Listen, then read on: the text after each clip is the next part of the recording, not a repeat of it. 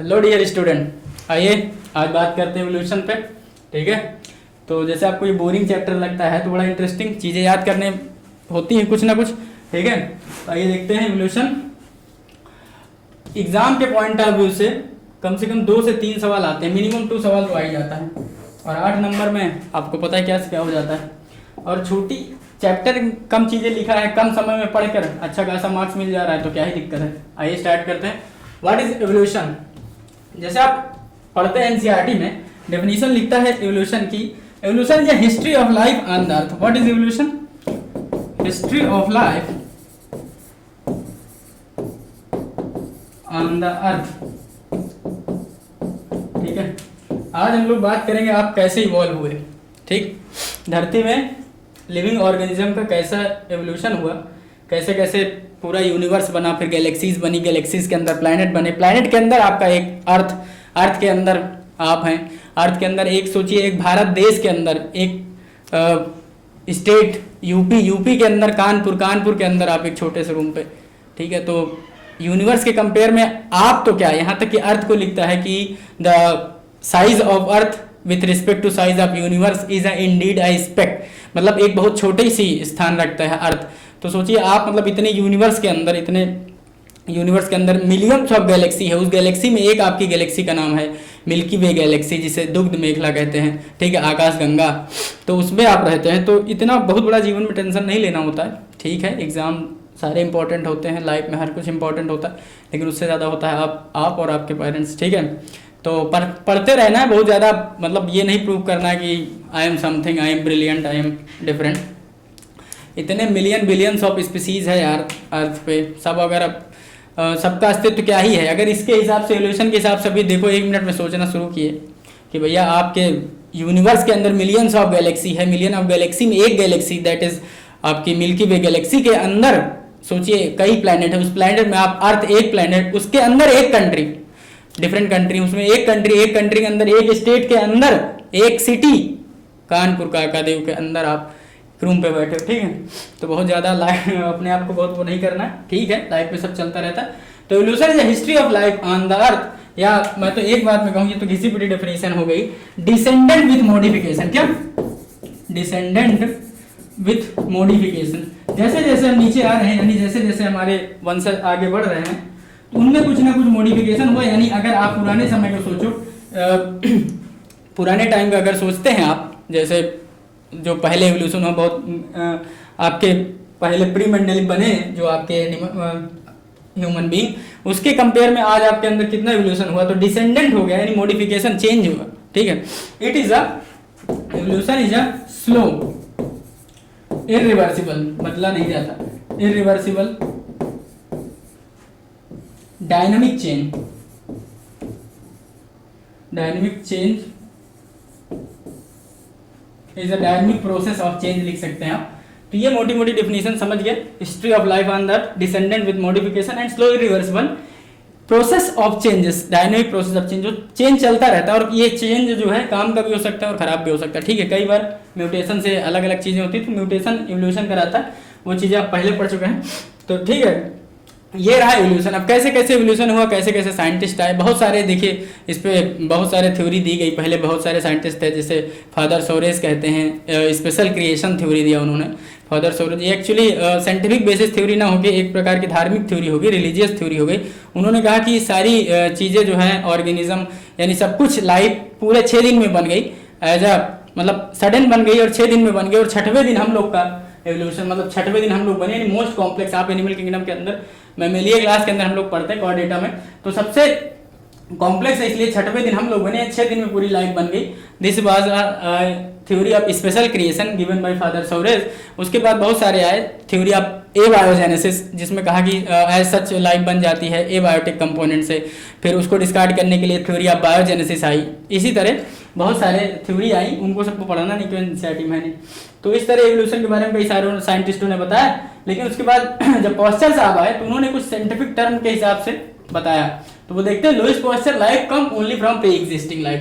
कह रहे हैं लाइफ तभी बन सकती है जब कोई प्री एग्जिस्टिंग लाइफ से ही उसका इवोल्यूशन हो रहा हो, तभी लाइफ पॉसिबल है। उसके बाद एआई ओपायरिन एंड जेवियर सल्वे ने, पूरा नाम है इनका A I Oparin and Xavier Haldane of Russia, ये इंग्लैंड के हैं, एवपायरिन ऑफ रसिया एंड जेवियस Haldane of England propose chemical evolution. इन्होंने केमिकली कुछ एक्सपेरिमेंट करके बताया कि केमिकल इवोल्यूशन, जैसे इन्होंने भी यही चीज उठाई थी, मीथेन और हाइड्रोजन और अमोनिया, और रेशियो भी सेम था। इसका रेशियो आप रखेंगे मीथेन का 2, हाइड्रोजन भी 2 और अमोनिया 1। एक्चुअली जब इसको हम लोग ऐसे लिखते हैं, मीथेन, ऐसे किताबों में आपको ये लिखा रहेगा methane is to ammonia is to hydrogen, ये लिखा रहता है। तो उसके हिसाब से आप लिख सकते हैं 2:1:2 रेशियो आता है। मीथेन और हाइड्रोजन का 2:2 रेशियो है, इसका 1 रेशियो, इस रेशियो में लिया।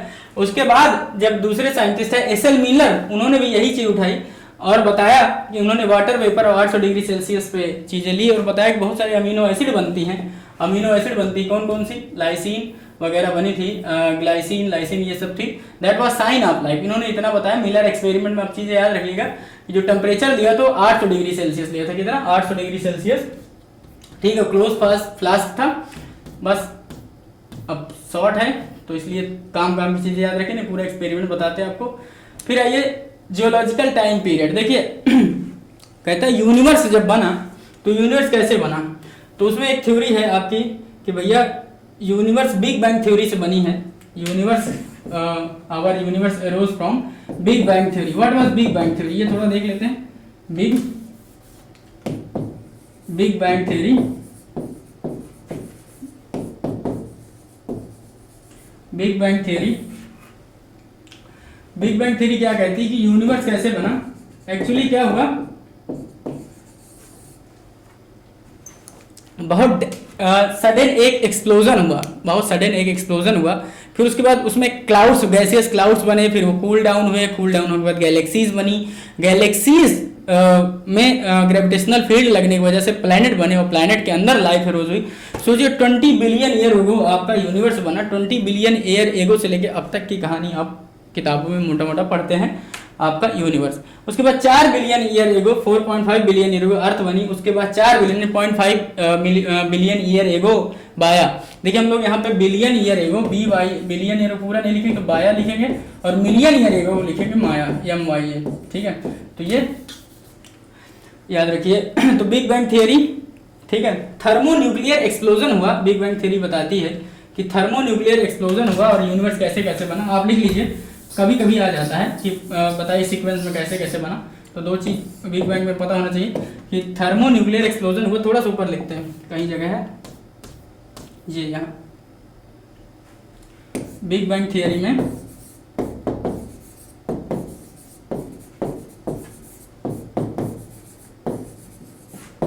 क्या हुआ, बिग बैंग थियरी में थर्मोन्यूक्लियर एक्सप्लोजन हुआ। थर्मोन्यूक्लियर एक्सप्लोजन हुआ। इससे क्या बना, इससे गैसियस क्लाउड्स बने, गैसियस क्लाउड्स बने, गैसियस क्लाउड्स कूल डाउन हुए, कूल डाउन।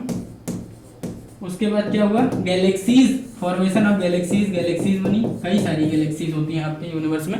उसके अंदर हम एक गैलेक्सी यानी मिल्की वे गैलेक्सी, दुग्ध मेखला जिसे आप आकाश गंगा कहते हैं, उसमें उसके अंदर के एक प्लैनेट अर्थ पे रहते हैं। तो thermonuclear gaseous cloud cool down हुए, गैलेक्सीज बनी। उसके बाद गैलेक्सीज में क्या हुआ, आपके ग्रेविटेशनल फोर्स की वजह से, ग्रेविटेशनल फोर्स की वजह से आपके प्लैनेट बने, और प्लैनेट, डिफरेंट प्लैनेट बने जिसमें लाइफ बेस्ट पॉसिबल हुई आपके अर्थ प्लैनेट में। और अर्थ में, अर्थ कब बनी थी, 4.5 बिलियन ईयर एगो बाया, याद रखिए 4.5 बिलियन ईयर एगो अर्थ बनी। और आपका galaxies that is milky way Galaxy बनी। अरे यार इसमें बिग बैंग थ्योरी में केवल मिल्की वे नहीं, बहुत सारी बनी, लेकिन मैं बता रहा हूँ मिल्की वे गैलेक्सी बनी आपके। इसका टाइम जियोग्राफिकल एरिया आपके उसमें नहीं लिखा हुआ। तो उसके बाद लिखा होगा कि यूनिवर्स कब बना। यूनिवर्स, ये फॉर्मेशन ऑफ यूनिवर्स ही रहा।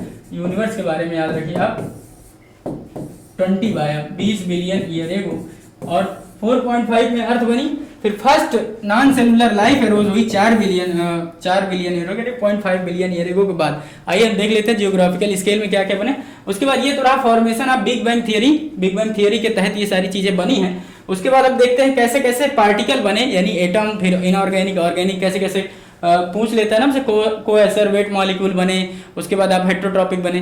तो देखिए दो सेंस में क्वेश्चन पूछे गए, अगर स्टेटमेंट में पूछता है तो वो अभी मैं लिखाता हूँ, एक जो अभी आ चुका है सवाल 2017-18 के आसपास, एक पूछता है पहले बताइए ऑटोट्रॉपिक बने कि हेट्रोट्रॉपिक बने, तो आप ये बताना कि भैया हेट्रोट्रॉपिक ऑर्गेनिज्म पहले बने, क्योंकि पूरे इन्होंने, एक साइंटिस्ट ने कहा कि भैया जब ये पूरा आपका यूनिवर्स बन रहा था तो उसमें लग रहा था कि पूरा संसार एक डाइल्यूटेड सूप की तरह है, यानी उसके अंदर बहुत सारे वेरिफिकेशन प्रूफ हुए कि अमीनो एसिड और बहुत सारी चीज़ें, केमिकल कंपाउंड था, तो उसको फीड करने के लिए पहले हेट्रोट्रॉपिक ऑर्गेनिज्म बने, हेट्रोट्रॉपिक के बाद कीमो ऑटोट्रॉपिक बने, देन ऑटोट्रॉपिक, उसके बाद सारे बनते गए। ठीक है, तो याद रखना पहले अगर हेट्रो और ऑटो में पूछे तो हेट्रोट्रॉपिक, देन कीमो पूछे कीमो ऑटोट्रॉपिक पहले कि ऑटोट्रॉपिक, तो कीमो ऑटोट्रॉपिक, यानी हेट्रो फिर कीमो ऑटोट्रॉपिक देन ऑटोट्रॉपिक, ये बात है।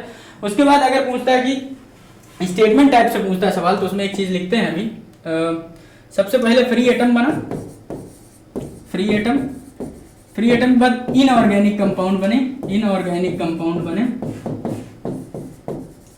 इनऑर्गेनिक के बाद ऑर्गेनिक कंपाउंड बने, फिर कॉम्प्लेक्स ऑर्गेनिक कंपाउंड,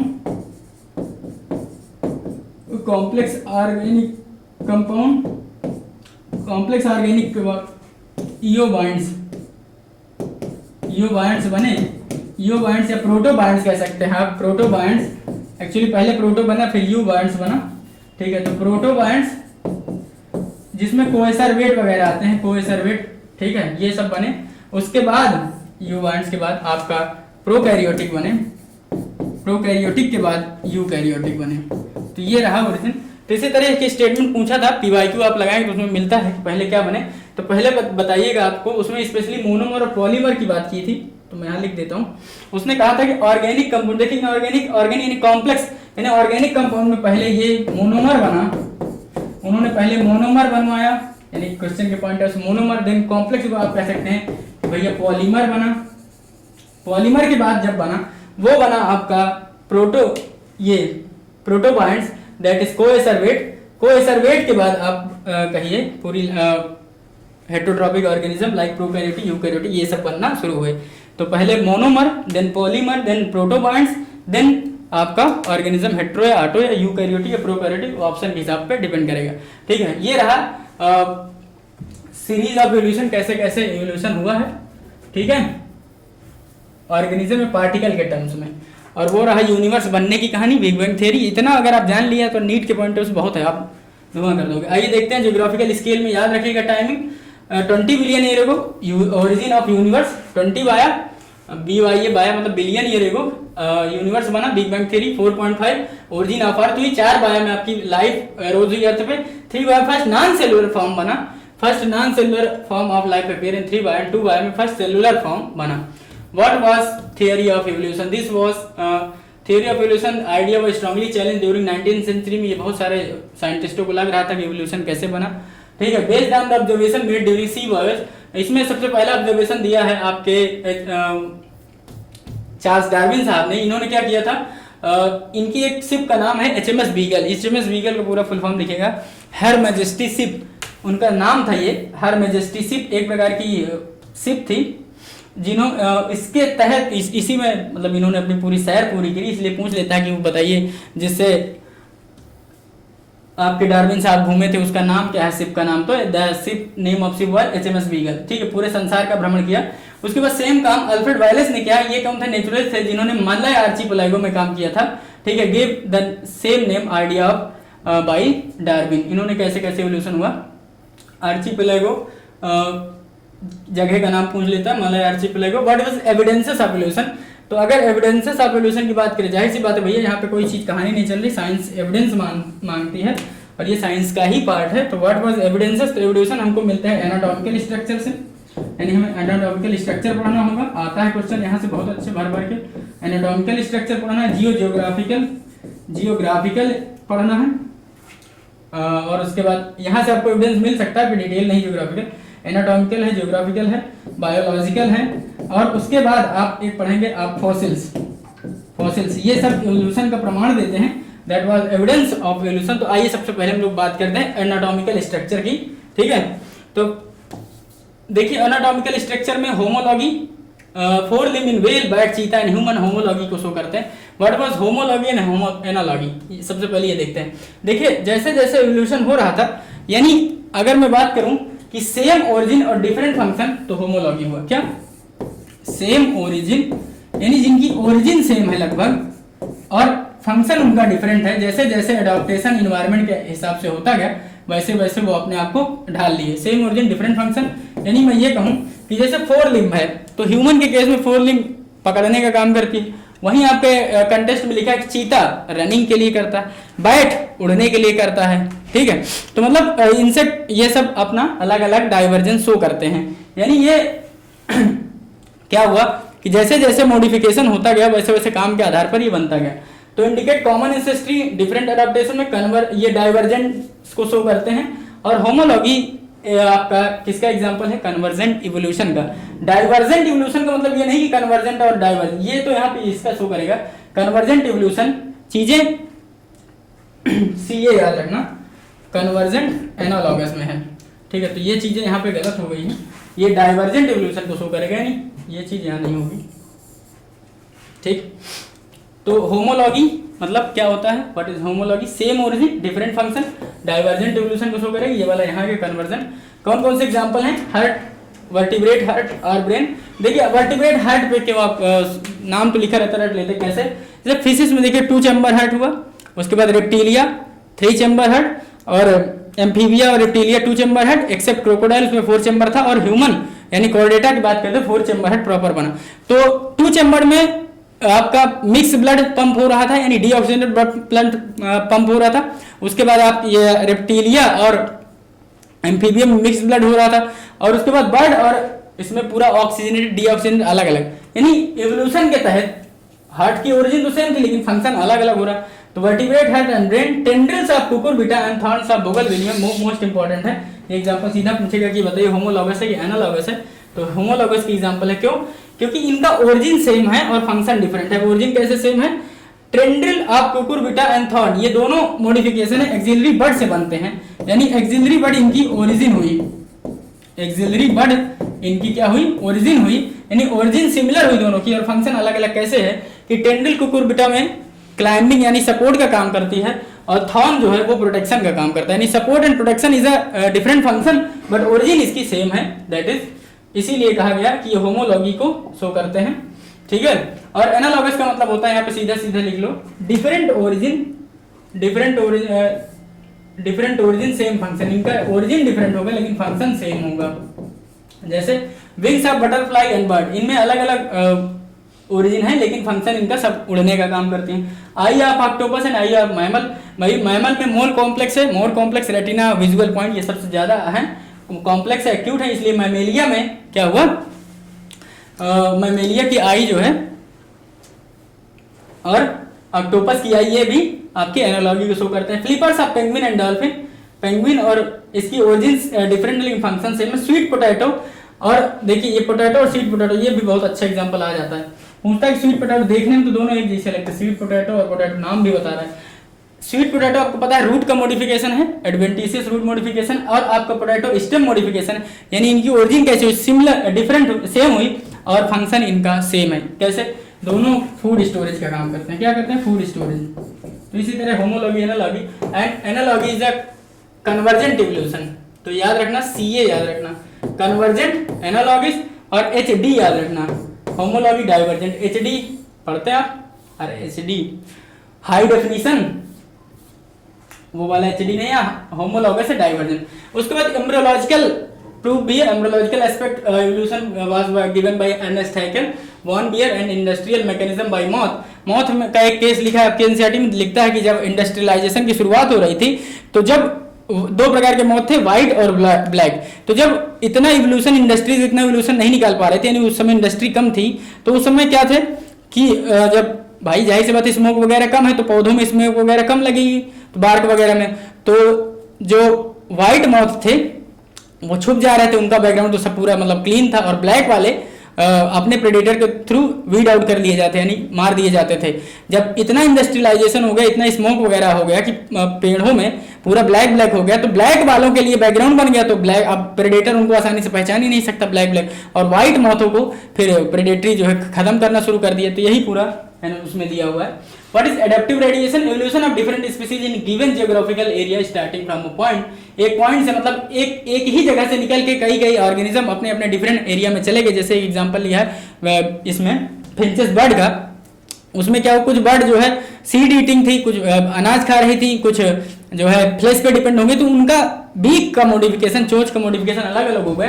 यानी ये बात करते हैं कि एडेप्टिव रेडिएशन मतलब एक स्पीसीज एक जियोग्राफिकल एरिया से निकल के अलग अलग हैबिटेट पे चली गई, इसे एडेप्टिव रेडिएशन कहते हैं। इसे डाइवर्जेंट इवोल्यूशन भी कहते हैं। जैसे डार्विन फिंचेस और ऑस्ट्रेलियन मार्सुपियल एग्जांपल है। When more than adaptive one, कह रहे हैं एक से ज्यादा एडेप्टिव रेडिएशन अपीयर होता है, अकर्ड होता है आइसोलेटेड जियोग्राफिकल एरिया में डिफरेंट हैबिटेट, तो इसे कहेंगे convergent evolution. What is mechanism? Mutation are random but directionless which can develop variation. Variation करा सकते, पता था म्यूटेशन स्लो प्रोसेस है। डार्विन वेरिएशन कैसा होता है? स्मॉल होता है, डायरेक्शनल होता है। रैंडम एंड डायरेक्शनलेस किसका है? और डार्विन का कैसा है? Small and directional. ये पूछ लेता सीधा सीधा। Evolution of Darwin was gradual while de Vries, Hugo de Vries का believe that mutation causes speciation and hence called saltation. इसी saltation।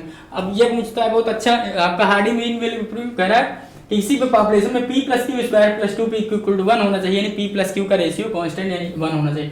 क्या क्या फैक्टर हैं जो हार्डी मीन वाले इक्विलिब्रियम को प्रभावित करते हैं? जीन माइग्रेशन, यानी जीन का माइग्रेशन नहीं होना, जीन फ्लो नहीं होना चाहिए, genetic drift, mutation, genetic recombination, natural. सीधा सीधा आपसे ऑप्शन पूछता है कि बताइए which of the following factor does not affect the Hardy mean वर्ग। इसी तीन में से एक ऑप्शन इधर उधर लिखा हुआ, यानी आपको पता होना चाहिए। जीन माइग्रेशन, जीन फ्लो करता है, जेनेटिक ड्रिफ्ट करता है, म्यूटेशन करता है, और आपका जेनेटिक रिकॉम्बिनेशन, नेचुरल सिलेक्शन। अब बहुत टाइम तो नहीं तो एक एक चीजों पे पूरा अच्छे से बताया जाता है। याद रखिए, नेचुरल सिलेक्शन से क्या होता है? Stabilization, directional disruption.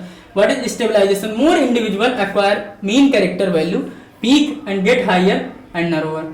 ठीक है, अगर ये ग्राफ ऐसे बनता है, स्टेबलाइजिंग का ग्राफ बनता है, उसमें लिखा हुआ,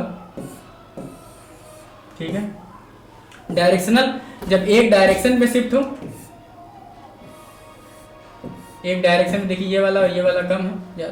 डिसरप्टिव ऐसे कुछ है, डिसरप्टिव। तो ये ग्राफ बने हुए याद रखें। Directional, more individual acquire value, more than one mean character, peak shift in one direction. देखिए लिखा है ना, पीक एक डायरेक्शन में शिफ्ट कर जाता है और उसमें पीक बीच में रहता है। और इसमें डिसरप्टिव में मोर individual acquire peripheral character value at a both and, दोनों एंड पे हैं, इसलिए दो पीक बनते हैं।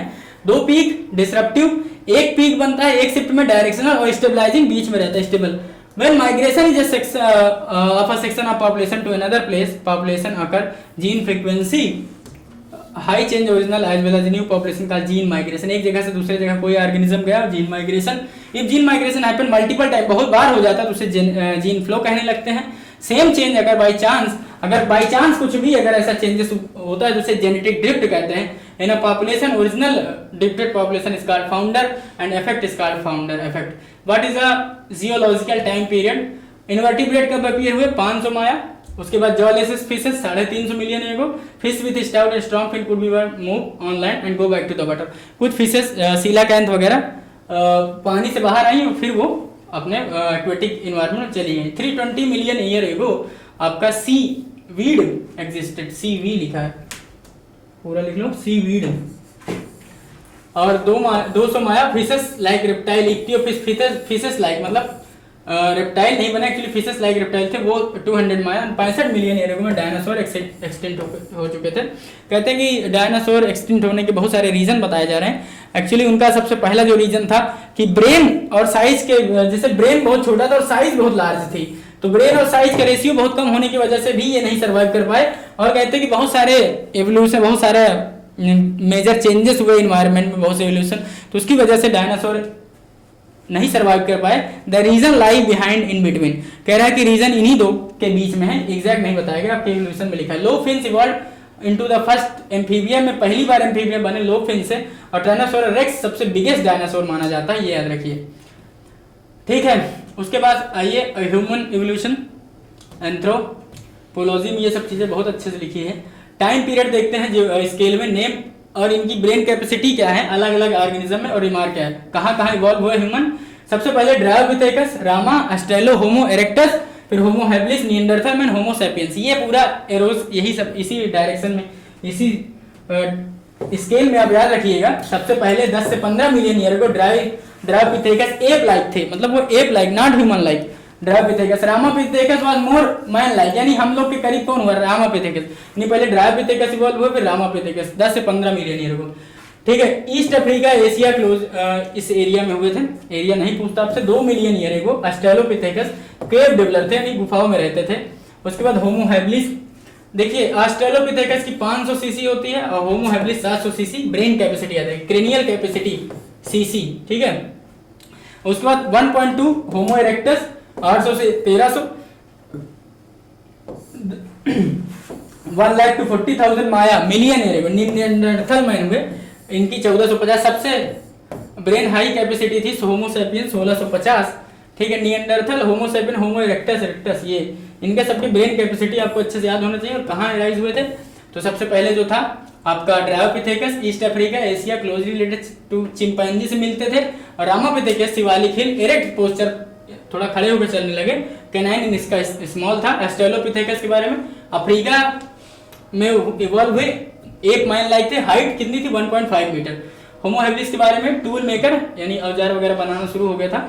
होमो निएंडरथल मैन, ईस्टर्न सेंट्रल, इसे याद रखिएगा। मॉडर्न मैन, हाइट 5 से 8.5, ये कुछ नहीं। Homo habilis is a first human like hominid. Homo habilis कैसे थे? फर्स्ट होमिनिड थे। Neanderthal man use hide to protect their body, मतलब जानवरों की खाल का यूज करते थे। हाइट्स मतलब खाल होता है, निएंडरथल मैन यूज करते थे। एंड बरीड देयर, अपने पूर्वजों को ये दफनाया करते थे। निएंडरथल मैन से शुरुआत हुई थी। Homo sapiens arises in Africa, Homo sapiens सबसे पहली बार कहाँ इवॉल्व हुए? अफ्रीका में। Prehistoric cave develop about 18,000 year ago, मतलब 18,000 year ago, and one such cave painting by prehistoric. ठीक है, humans can be seen in the Bhimbetka rock shelter in the Raisen district of UPSC में बहुत अच्छे से पूछता है आपके पीएससी एग्जामों में। कहता है रायसेन डिस्ट्रिक्ट जो मध्य प्रदेश में है, वहां सबसे पहले क्या मिला? तो भीमबेटका से चित्रकारी मिली थी। ठीक है, pre historic cave art develop हुआ था 18,000 साल पहले, और 10,000 के आसपास खेती शुरू हुई। एग्रीकल्चर लिखा हुआ है, agriculture came around from 10,000 year back and human settlement started. इस तरह से ह्यूमन सेटलमेंट स्टार्ट होता है। तो बस इतना ही है आपके एवोल्यूशन में, मतलब जो अभी तो है, बहुत कुछ था और बहुत सारे टाइम लेके पढ़ाया जा सकता था, क्योंकि एक एक चीज़ कन्वर्जेंट और डाइवर्जेंट भी बताया जा सकता था, लेकिन फिर भी इतना ही काम का और इतना ही आते हैं। कल मिलते हैं इसके 100 क्वेश्चन के साथ, तब तक पढ़ाई करते रहें। थैंक यू, धन्यवाद।